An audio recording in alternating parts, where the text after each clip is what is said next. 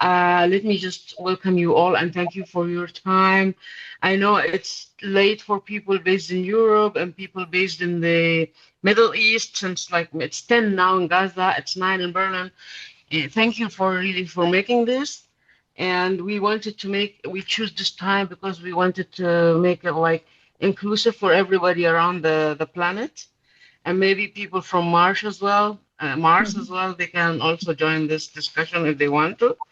And yeah, well, starting like telling you about your story, our story, most of us, Now, most of few they know how we started, but maybe few didn't know. So we wanted just to give an overview about when Tom and I met. We met in October 2023, and actually we were both very desperate and feel that we like to contribute. It was hard to make something in Gaza, to deliver something in Gaza, to help people in Gaza, but we wanted to do something. We couldn't just stand and watch. And then we started fundraising and establishing or building few toilets, very basic ones, inside the camps. Tom and I were both like feminist oriented mentality and action oriented as well. And actually, we wanted to tackle most services or most humanitarian aid. We wanted to address the women needs the most. We wanted to take care of their needs, and they need toilets for their privacy. For sure, men need it still, but women they need it the most. They need the hygiene the most for themselves and for their children. And we were like by the love and support by our community outside outside Gaza, I mean from all around the world, we had to register and become an organization and decide on a mandate, and we decided to continue doing the shelter and sanitation. Why we were forced to continue and to do this kind of registration? Because we got more donations than we expected, and that made us like we cannot in Germany continue collecting donations to our private bank accounts, otherwise we'll be in trouble. So we had to register, but like we were forced to do that, but we like it at the end.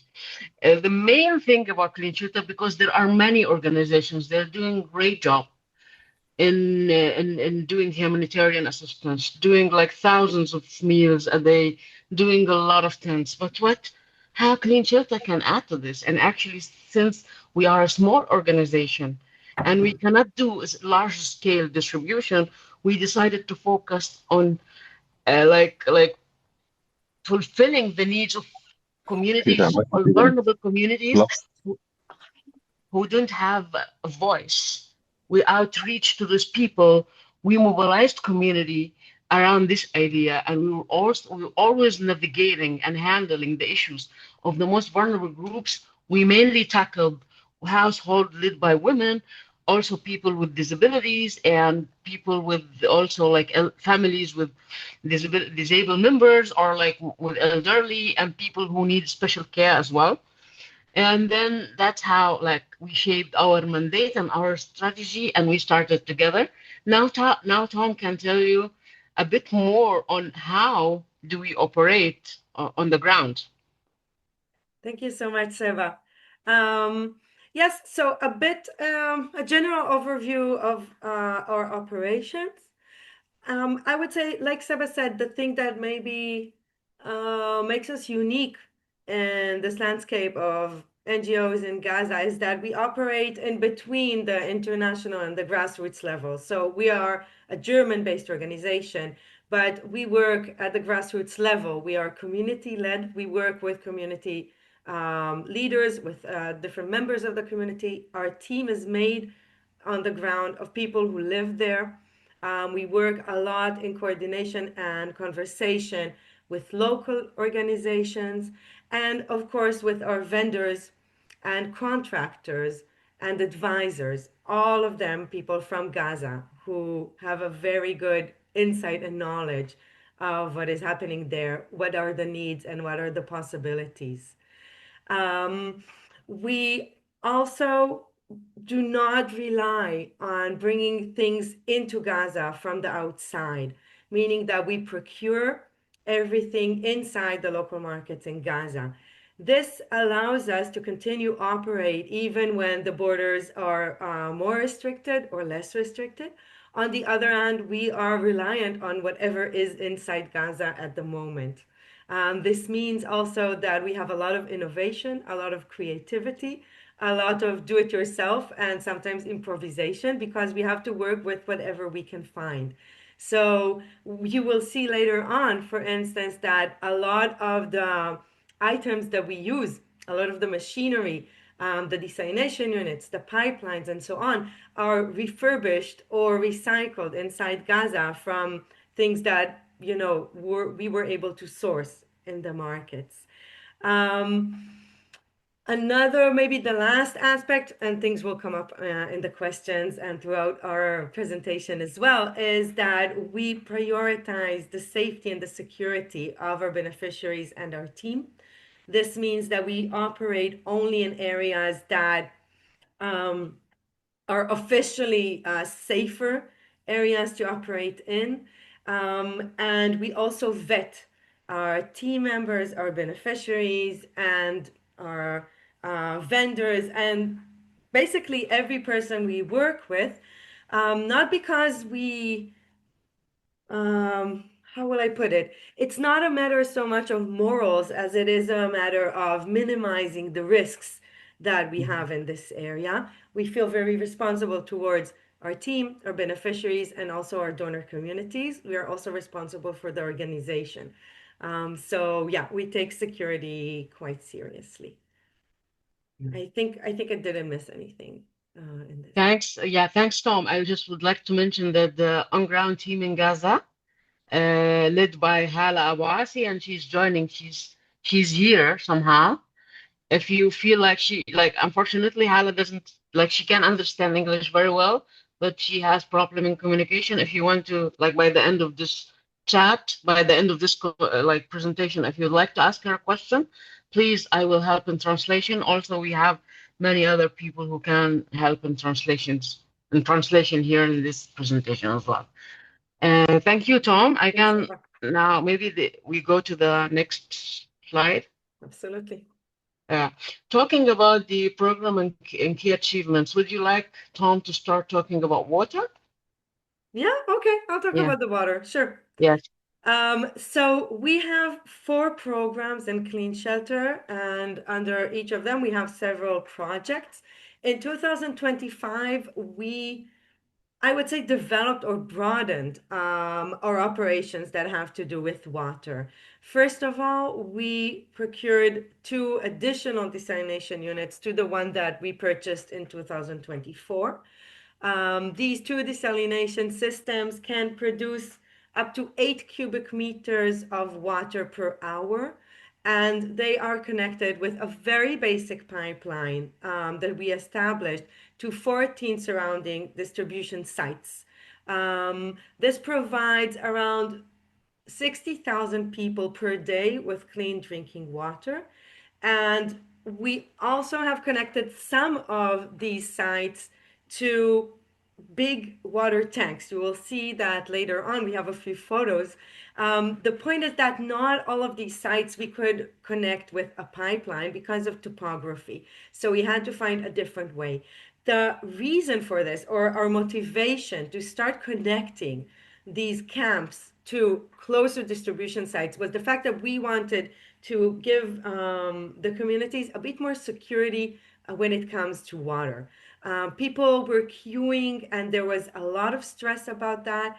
The more vulnerable populations that we target, such as women-led households or family members with disabilities, family members who are elderly members, they cannot queue. They cannot walk for hundreds of meters carrying water. There was sometimes even violence in these queues because people were not sure that tomorrow they'll have water again. So we wanted, in a way, to provide water in a more constant way, day in, day out, so that people are not as worried about their water security, and also enabling women, children to walk maybe maximum like 100, 200 meters. I think that was the maximum that people had to walk to get water. But generally, it's very, very close by. Another thing that we did in March 25 was connecting 6 neighborhoods in Khan Yunis to a water network with running water. This gave access to 120,000 people per day to running water. However, in May 25, almost the whole of Khan Yunis was destroyed, including these neighborhoods and our water network there.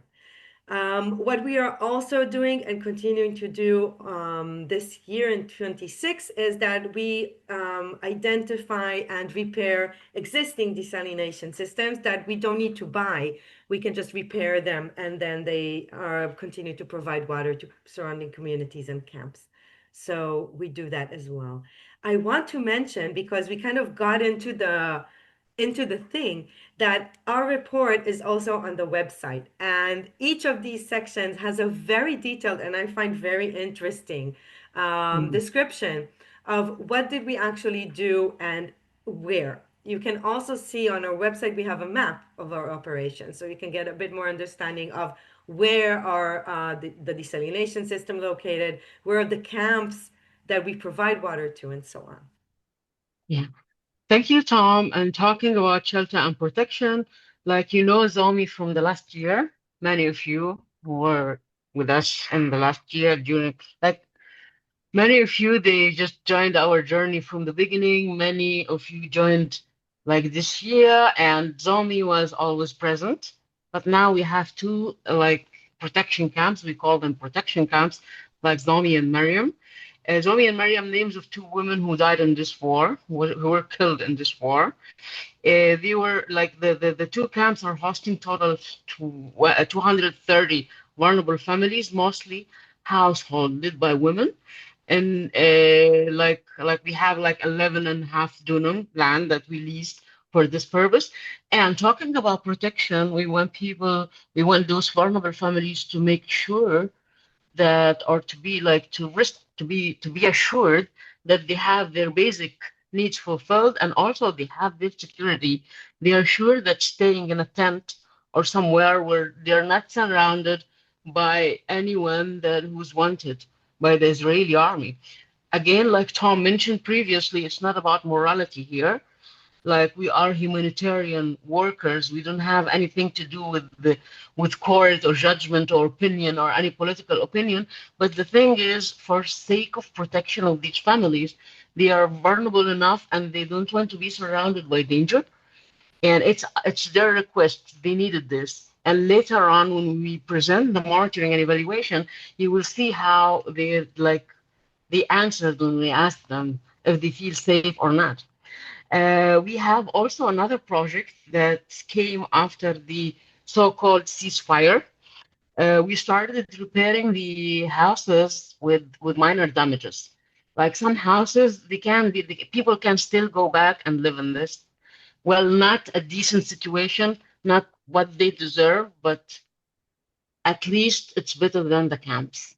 And what we contribute is just to repair like the minor damages using material and resources which are available in Gaza. Like, for example, tarps and wood. Like many of you may be aware, there is no concrete in Gaza, no other material in Gaza. We cannot just buy a window and put it in Gaza.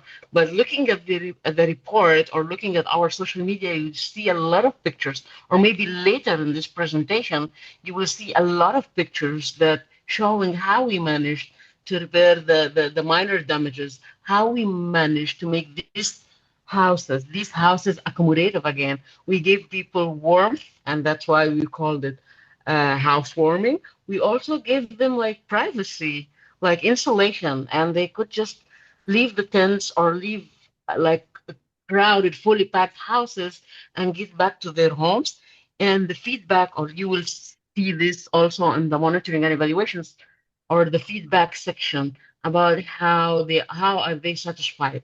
So far, we made like 100, like we were writing here in the presentation, repairing 44, but this is a little bit old information because we are moving very fast. We managed to do 100 houses at least. Maybe Hala knows the most accurate number. Maybe she can say it later. It was We are 44 in 2025. yeah, great. Thank you, Tom. Thank you for bringing this. Yeah, we managed, but we are still like this project is still going on. We managed also to secure funding to do more and more houses because the feedback and the need made us just continue in this. We start with pilots. And then when we see the feedback, when we see the need, then we decide to continue with our projects or not. We are also supporting additional camps with all what we can. Maybe we talk more about supporting other camps when we're talking about distribution and also when we're talking about sanitation. I would leave it to Tom now talking about coordination and distribution, and then I will talk more about sanitation afterwards. Yeah, thanks, Seba. So this is we also noticed this while we were working on the annual report that actually these programs are separate, but they are also very much intertwined. So coordination and distribution, of course, has to do with the support of IDP camps, not only our camps, but surrounding camps as well. We have been working and supporting camps across Gaza since we have started. One of these things, for instance, is our Christmas campaigns. In 25, the end of 25, we held our second campaign for Christmas, and we fundraised to provide clothes and socks and shoes to 700 families. We have provided to many more in the beginning of 2026. But I think that this is a major part in the distribution. In January 25, that was the end of the first campaign that we started in Christmas 24. We purchased 4,000 jackets, winter jackets for children, and 1,000 blankets as well. And these we also distributed in the camps across Khan Yunis and Al Mawasi. Different things that we purchase or sometimes receive from other organizations to do the distribution and coordination are essential needs of people who are experiencing displacement, kitchen kits, hygiene kits, blankets, tents. We had a small project where we distributed seeds for camp residents to plant and to grow. Sometimes we also coordinate with organizations for needs in our camps that we do not provide because they do not fall in our mandate. For instance, the provision of food, education, recreational activities, medical care, and so on. Thank you, Tom. Talking about sanitation, since day one, we started like actually like constructing toilets, and we started the whole idea just started taking care of toilets and showers, like, and we are continue to do that, responding to many, like here as mentioned, we like in 2025 we managed to like install 92 toilets. We used like really very primitive sewage system, like with those toilets. However, the soil and the conditions in Mawasi, as many of you may know, that Mawasi wasn't populated before the war, so there was no infrastructure, not for water, not for electricity, not for sewage, nothing. So like, and also we didn't have the material to start doing the proper infrastructure for sewage. But we invented something, like you can see in this picture, like we did these pectic tanks, and we replace like we like using material that exists in Gaza that we can find in Gaza, and we do like we mitigate the harm. We make it more like sewage tanks that we can empty from time to time, because with the the soil of Al Mawasi, then a lot of floods and a lot of diseases will be spreaded around. Also, like for this, we do pest control when needed in many camps, especially camps when people and animals they live together. But it's not only about people and animals. Also, like as I mentioned before, the situation in camps is not ideal. Even though we do our best to make it like good, to give them decent living, to accommodate them in a place that they deserve, but like camps are still camps at the end, you know. This year we are like maybe we talk about it more because this year we are giving more focus to sanitation and sewage. And when talking about looking ahead, I will let you know more about it. Talking about monitoring and evaluation, like it was really like we started thinking about monitoring and evaluation, but this is like crisis, and we cannot just start thinking of indicators and do strategic planning. We just decide on activities one day before. We got like a call, we got kind of requests, and then we talk with the team, and we are very, very fast together to think and act according to what we have and what we find, and we're very, very flexible. So it was really hard to adapt approach that does the monitoring and evaluation work what we are doing, but we tried as much as we can to set ideal indicators for the existing things that we are already doing. So that's why we tried we maybe succeeded. You will look at the report and you will tell us to do this crisis adapted approach, to put clear indicators for each program, like when we do it, or for each project, for each activity, when we do it, what we would like to, what our set indicators, and then like we always continuously, maybe like let's say weekly basis, we seek feedback from the community in a way and another. But by the end of 25, we conducted two surveys. One of them was for the water, and one of them were for the shelter and protection. We surveyed around 600 individuals, and like you'll find more details in the report about like their satisfaction. And 97 of the households confirmed that water quality is good, and they got like also, like talking to the focus groups, I remember that they mentioned, and you will find the details in the report. They mentioned that the level of diseases and the stomach issues that people suffer from just dramatically decreased after the establishment of after the like provision of this two desalination units. And like 90% of the people reported improvement in their daily living conditions. Why? Before, they used to go and try to walk for long, long distances in order to get some water, and sometimes the water they get is not enough, it's not clean. They sweat it on the way back. They used to be like very fatigued and hungry, and they are suffering from like bad like malnutrition. So it wasn't really the good circumstances for them or the best conditions for them to get water. But now after this project, their life became slightly easier.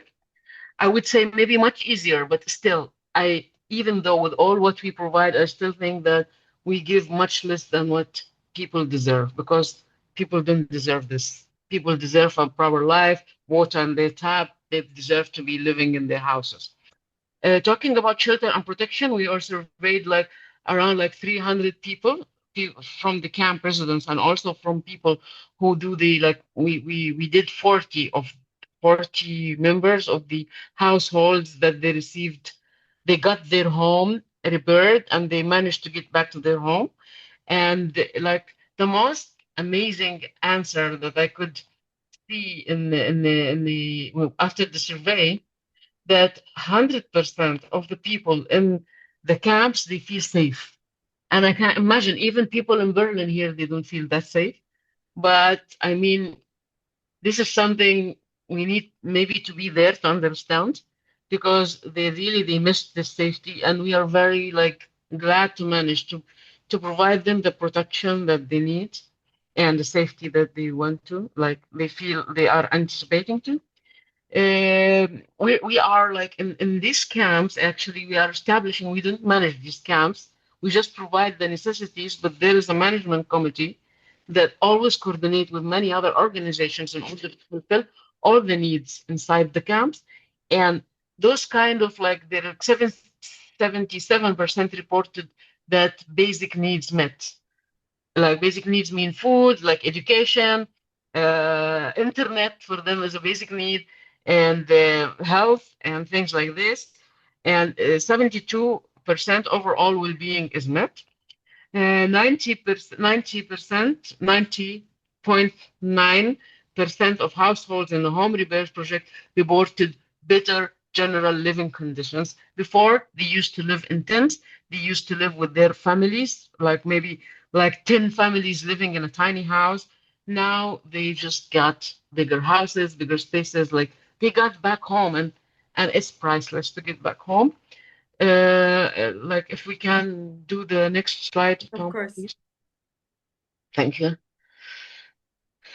Uh, Talking about the impact, like as mentioned while doing this, like water provision program just improve the daily life and the water quality, less diseases for sure. Still, there are many people suffering from kidney failure, many people suffering from hepatitis A, but the condition and the life conditions is much better than how it was before in this kind of, like, as Tom mentioned, we have 14 sites, and the evaluation or the survey took place targeting people who get water from these 14 sites, like people who visit these 14 sites for protection, like as I mentioned before, that they live in really like an environment that I envy them for. I wish to live with them. They live like one family, and they managed to do. It's not like the credit doesn't go to us. Actually, they managed to do that because they were volunteering from the day one and doing things together. And actually, this kind of involvement, level of involvement encouraged the ownership of these kind of camps. So everybody became like part of a family. It's not like a job for them or something like that. The home repair project, we were aiming to do it before with concrete, and we were hoping that the border will be open and more material will come in. But unfortunately, we couldn't do this. But still, we managed to bring people home. I'll leave you with Tom. Maybe she can give you overview with numbers this time. Yes. Yes. So this is just a very broad overview. You can see this. This is the first thing that you will see on our website. I think that more of interest is our financial overview. As you can see, when it comes to our income, this year the income was quite, I would say, diversified, meaning that we have around 36%, which is a bit more than 513,000 euros that was coming from individual and public donations, whereas 64%, a bit more than 923 thousand euros came from foundational funding. I think this is a good model for us because the individual contributions allowed us to be quite flexible and also to provide critical rapid emergency response, whereas the foundation support enabled us larger scale, more sustainable funding for bigger infrastructure projects.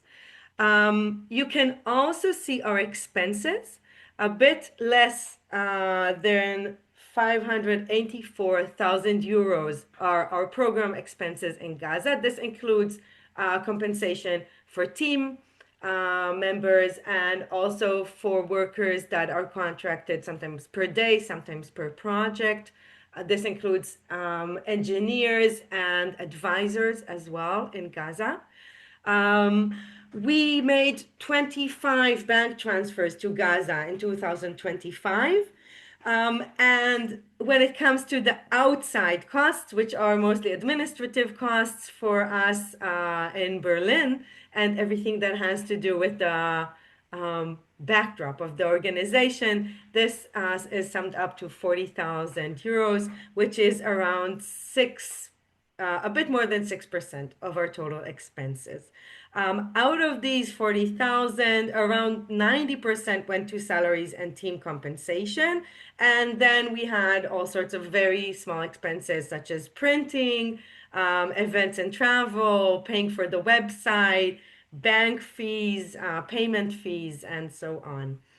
I think that what you can see is overall there is a priority for operations and of course a priority for the money going to the operations in Gaza. And we want to maximize our ability to have direct delivery of aid and direct delivery of funding to our work in Gaza as well. Another interesting aspect, I think, is comparing this to 2024. You can see that we had approximately 6 times more income in 2025. We had approximately 4 times more expenses. This is true also because we have ongoing projects, for instance, the home repair, which we just continued doing in 26. This is true to desalination and water provision, supporting of our camps and so on. And this is also why we have such a surplus, which will allow us to continue all of these programs. And I'll get back to this in 1 second. I wanted also to show the way that we have funded our different projects that we mentioned, and you can see this in our annual report a bit more in detail even. You can also see the costs of each and every one of these projects, and you can see all in all how much we spent in percentages on our different programs. What I think is interesting here is that generally all our expenses, well, the vast majority, 93% of them, are related to Gaza and are spent in Gaza. We spent more or less the same amount of money on our shelter program and our water program.